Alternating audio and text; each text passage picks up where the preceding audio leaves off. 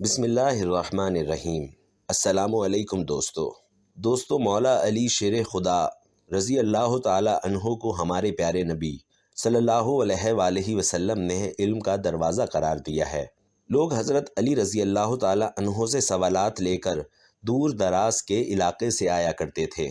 مولا علی رضی اللہ تعالی عنہ ان کو ان کے سوالات کے جوابات دیا کرتے تھے۔ ایک دفعہ حضرت سلمان فارسی رضی اللہ تعالی عنہ حضرت علی رضی اللہ تعالی عنہ کی بارگاہ میں تشریف فرما تھے۔ انہوں نے حضرت علی رضی اللہ تعالی عنہ سے سوال کیا کہ اے برادر رسول، کیا ہمارے والدین کی روحیں ہمارے گھروں میں آتی ہیں؟ حضرت علی رضی اللہ تعالی عنہ نے حضرت سلمان فارسی رضی اللہ تعالی عنہ کو فرمایا کہ اے سلمان، یہ بات ذہن نشین کر لو کہ جب ہمارے آباء و اجداد وصال کر جاتے ہیں تو ان کی روحیں اپنے گھروں میں اپنی اولاد کے پاس آتی رہتی ہیں۔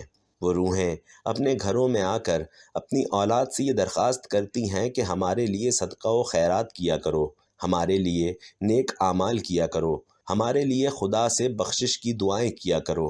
حضرت سلمان فارسی رضی اللہ تعالی عنہ نے فرمایا کہ جب کوئی انسان وصال کر جاتا ہے تو اس کی روحیں گھروں کی طرف کیوں آتی ہیں؟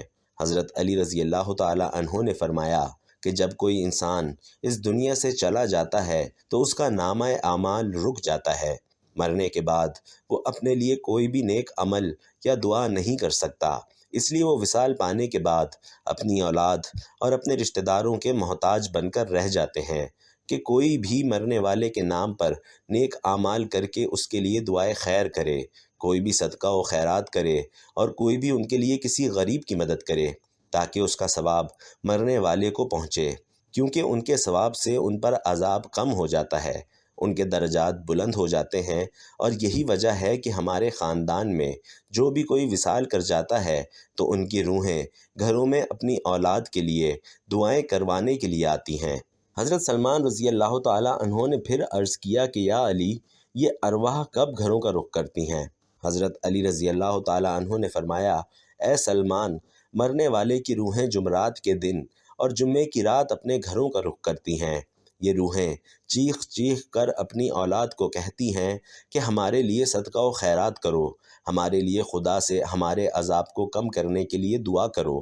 یہ کام صرف اور صرف وہ اولاد ہی کرتی ہے جس مرنے والے کی اولاد نیک اور پرہیزگار ہوتی ہے۔ ان روحوں کی آوازیں کوئی بھی انسان نہیں سن سکتا۔ اس کے بعد حضرت علی رضی اللہ تعالی عنہ نے حضرت سلمان فارسی رضی اللہ تعالی عنہ سے فرمایا اے سلمان، اپنے والدین کے لیے اللہ تعالی سے ان کی بخشش کی دعائیں کرتے رہا کرو۔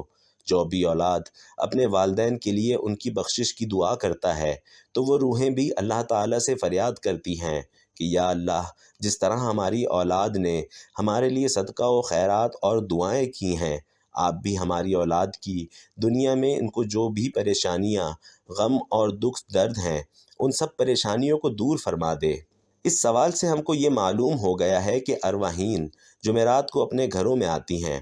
ایک اور روایت میں ہے کہ ایک بار حضرت علی رضی اللہ تعالی عنہ مسجد میں اداس بیٹھے ہوئے تھے تو حضرت سلمان فارسی رضی اللہ تعالی عنہ نے حضرت علی سے عرض کی مولا یا علی، آپ اداس کیوں بیٹھے ہوئے ہیں؟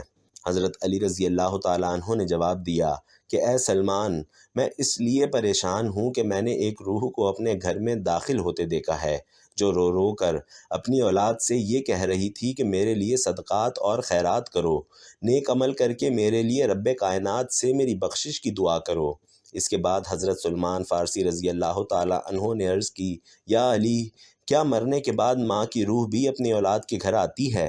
حضرت علی رضی اللہ تعالی عنہ نے فرمایا ہاں، جو بھی دنیا سے وصال کر جاتے ہیں، چاہے اس کی نامہ اعمال اس دنیا میں نیک تھے یا برے تھے، وہ مرنے کے بعد اپنی اولاد کے گھر ضرور تشریف لاتے ہیں، کیونکہ ان کے مرنے کے بعد ان کے نامہ اعمال تو بند ہو جاتے ہیں، اس لیے وہ دوسروں کے محتاج ہو جاتے ہیں۔ اس لیے مرنے والے کے لیے نیک نامہ اعمال کی دعا کی جائے تاکہ مرنے والے کے لیے بخشش کا ذریعہ بن جائے، ان کا عذاب کم ہو جائے، ان کے درجات بلند ہو جائیں۔ دوستو، اس سے ظاہر ہوتا ہے کہ مرنے کے بعد ہمارے والدین کی روحیں ہمارے گھروں میں آتی ہیں۔ ہمیں چاہیے کہ جن کے والدین وصال کر چکے ہیں ان کے لیے صدقات اور نیک اعمال کر کے اللہ تعالیٰ سے ان کی بخشش کی دعائیں کرتے رہیں۔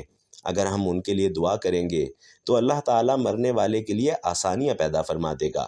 ایک روایت میں بیان کیا گیا ہے کہ ایک بندے نے اپنے مرحوم بھائی کو خواب میں دیکھا۔ اس نے اپنے بھائی سے پوچھا کہ کیا ہم لوگوں کی دعائیں تمہارے پاس یعنی مرنے والے کے پاس پہنچتی ہیں؟ اس مرنے والے نے جواب دیا کہ رب کی قسم، یہ دعائیں ہمارے پاس نورانی لباس کی طرح پہنچتی ہیں۔ یہاں یہ بات دیکھنے کو ملتی ہے کہ لوگ اپنے عزیز و اقارب کے مرنے کے بعد چند دن یاد رکھتے ہیں، پھر آہستہ آہستہ انہیں بھول جاتے ہیں اور ان کے لیے دعا بھی نہیں کرتے۔ حضرت سعید بن حسین رضی اللہ تعالیٰ عنہ فرماتے ہیں کہ حضرت سلمان فارسی اور عبداللہ بن سلام رضی اللہ تعالیٰ عنہ ایک دوسرے سے مل کر یہ عرض کر رہے ہیں کہ اگر آپ مجھ سے پہلے وصال کر گئے تو مجھے خبر کر دینا کہ وہاں کیا معاملات چلتے ہیں۔ کیا زندہ اور مردہ بھی ایک دوسرے سے ملتے ہیں؟ کیا جنت کی روحیں آزاد ہوتی ہیں کہ وہ جہاں چاہے جا سکتی ہیں؟ حضرت عبداللہ رضی اللہ تعالیٰ عنہ نے فرمایا کہ دنیا مومن کا قید خانہ ہے اور کافر کے لیے یہ دنیا جنت ہے۔ جب بھی مسلمان کا وصال ہوتا ہے تو اس کے راستے کھول دیے جاتے ہیں کہ اس کا دل جس جگہ چاہے وہ جا سکتا ہے۔